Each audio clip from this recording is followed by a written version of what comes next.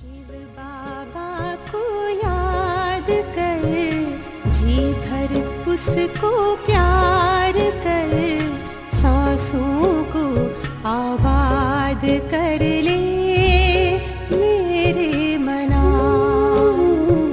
शिव बाबा को याद कर, जी भर उसको प्यार कर, सांसों को आबाद कर ले मेरे मना। ओम शांति।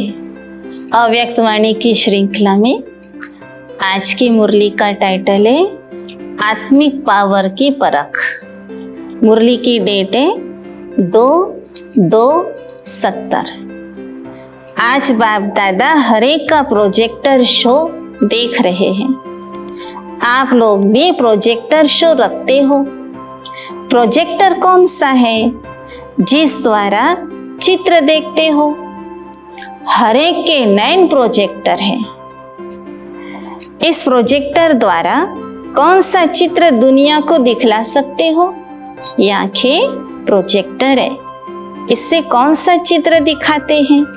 वो साइंस की शक्ति का प्रोजेक्टर, और यह है ईश्वरीय शक्ति का प्रोजेक्टर। जितना प्रोजेक्टर पावरफुल होता है उतना ही दृश्य क्लियर देखने में आता है।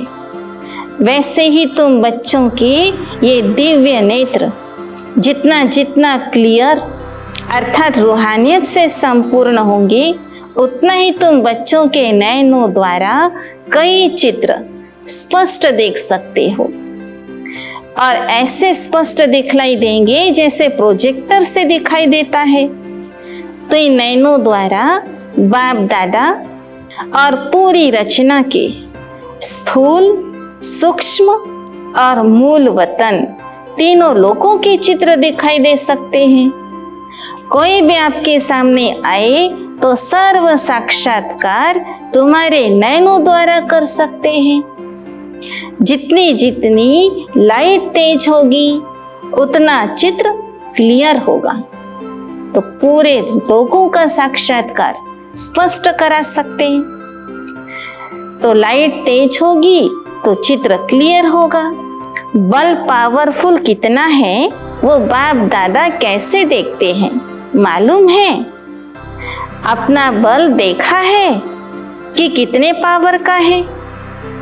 हर एक ने अपने बल्ब के पावर को देखिए। जो समझते हैं हम अपनी लाइट की परसेंटेज को जानते हैं कि हमारा बल्ब कितने प्रकार का है, वो हाथ उठाए। अपनी आत्मा कितनी पावरफुल है इसकी परख किस आधार से कर सकते हो? तो बच्चों ने कहा चार्ट से। वो भी टोटल बात हो गई। कौन सी बात से अपनी परख कर सकते हो? लाइट में विशेषता क्या होती है? उसमें विशेष गुण यह होता है जो चीज जैसी है वैसे स्पष्ट देखने में आती है। तो प्रकाश की विशेषता है, जो चीज जैसी होगी वैसी ही वो नजर आएगी। अंधियारे में जो जैसी वस्तु है वैसी देखने में नहीं आती है। तो लाइट का विशेष गुण है अस्पष्ट को स्पष्ट करना। इसी रीति से अपनी लाइट की परसेंटेज पर रखने का तरीका यही है। एक तो अपने पुरुषार्थ का मार्ग स्पष्ट होगा, दूसरा भविष्य भी अपना स्टेटस स्पष्ट देखने में आएगा, तीसरा जिनों की सर्विस करते हो जितनी खुद की रोशनी पावरफुल होगी उन्हों को भी इतना सहज और स्पष्ट मार्ग दिखा सकेंगे। जो जितना पावरफुल होगा औरों को भी पावरफुल बना सकेगा। तो ये सहज ही अपने पुरुषार्थ से वो चल पड़ेंगे, अपनी मंजिल स्पष्ट देखने में आएगी। जितना लाइट की परसेंटेज ज्यादा होगी उतना सभी बातों में स्पष्ट देखने में आएगा। अगर लाइट की परसेंटेज कम है तो खुद भी पुरुषार्थ में स्पष्ट नहीं होगा, और जिसको मार्ग बताते हैं वह भी सहज और स्पष्ट अपने मार्ग और मंजिल को जान नहीं सकेंगे। जिसकी लाइट पावरफुल होगी वो न खुद उलझते हैं न दूसरों को उलझाते हैं। तो अपने पुरुषार्थ अपनी सर्विस से देख सकते हो। हमारे पुरुषार्थ का आधार सर्विस से भी समझ सकते हो कि पुरुषार्थ के आधार पर सर्विस कितनी है। अगर मार्ग स्पष्ट नहीं होता है तो अपनी लाइट की परसेंटेज की कमी है। कई खुद भी कदम कदम पर ठोकर खाते हैं और उनकी रचना भी ऐसी होती है। अभी आप एक मास्टर रचयिता हो, तो मास्टर रचयिता अपनी रचना से भी अपनी पावर को परख सकते हो। जैसा बीज होता है वैसा ही फल निकलता है। अगर बीज पावरफुल नहीं होता है तो कहाँ कहाँ फूल निकलेंगे, फल निकलेंगे, लेकिन स्वीकार करने योग्य नहीं होंगे। जो बहुत सुंदर और खुशबूदार होंगे, फल अच्छा होगा, उनको ही तो खरीद करेंगे ना। अगर बीज ही पावरफुल नहीं है तो रचना भी जो पैदा होती है वो स्वीकार करने योग्य नहीं होती है। इसीलिए अपने लाइट की परसेंटेज को बढ़ाओ। दिन प्रतिदिन सभी के मस्तक और नैन ऐसी सर्विस करें जैसे आपका प्रोजेक्टर शो सर्विस करता है। कोई भी सामने आएंगे तो वो चित्र आपके नैनों में देखेंगे। नैन को देखते ही बुद्धि योग द्वारा अनेक साक्षात्कार होंगे। ऐसे साक्षात्कार मूर्त अपने को बनाना है, लेकिन साक्षात्कार मूर्त वह बन सकेंगे जो सदैव साक्षी स्थिति में स्थित होंगे। तो साक्षात्कार मूर्त बनने के लिए साक्षीपन चाहिए। जो साक्षी होगा वो ही साक्षात्कार मूर्त बन सकेगा। उनके नैन प्रोजेक्टर का काम करेंगे। उनका मस्तक सदैव चमकता हुआ दिखाई पड़ेगा।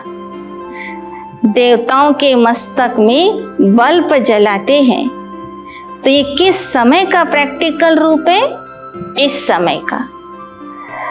जो आपके यादगार बनाते हैं तो एक एक के मस्तक में लाइट देखने आए। विनाश के समय भी यह लाइट रूप आपको बहुत मदद देगी। कोई किसी भी वृत्ति वाला आपके सामने आएंगे, वो इस देह को न देख आपके चमकते हुए बल्ब को देखेंगे, जो बहुत तेज लाइट होती है। तो उस लाइट को देखते हैं दूसरी चीजें छिप जाती है। तेज प्रकाश में आंखों के आगे और सब तरफ से अंधेरा छा जाता है, दूसरी सारी चीजें छिप जाती है। वैसे ही जितनी जितनी आप सभी की लाइट तेज होगी, उतना ही उन्हों को आपकी देह देखते हुए भी नहीं देखने में आएगी। जब देह को देखेंगे ही नहीं तो तमोगुणी दृष्टि और वृत्ति स्वतः ही खत्म हो जाएगी। यह परीक्षाएं आनी हैं, सब प्रकार की परीक्षाएं पास करनी है। ये जो ग्रुप है, इनों का हंसी में एक नाम रखा है। आज वतन में चिटचैट चल रही थी इसी बात पर। कोई ने हंसी में कहा था, हमारी बड़ी बहनें हैट्स है, बड़े तो ऊंचे हैं, हैट्स होते हैं, और हम फिर लेग्स हैं, टांगे हैं। तो बाप दादा ने फिर नाम रखा, उन्हों के बड़े तो हैट्स है, लेकिन यह है हैंडल, ये सहयोगी है, हैंडल है। मोटर में हैंडल बगैर काम चल ना सके, हैंडल द्वारा ही मोटर को मोड़ सकते हो। तो हैड्स भी इन हैंडल के बिना सर्विस को हैंडल नहीं कर सकते। तो ये जो ग्रुप है ये है हैंडल्स। इनके बिना हैंड्स कुछ भी नहीं कर सकते। जो भी आते हैं उनको पहले पहले हैंडल करने वाले ये हैंडल है।